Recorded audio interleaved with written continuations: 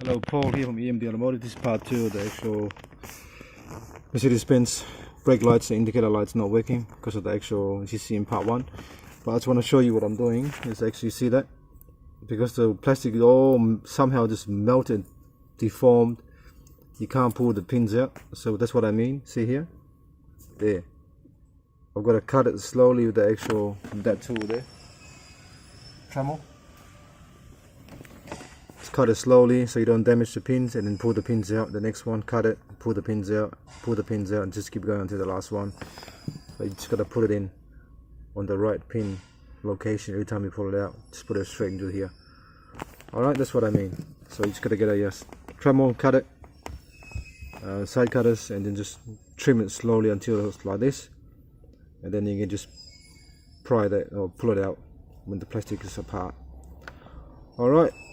Thanks for watching, and please subscribe.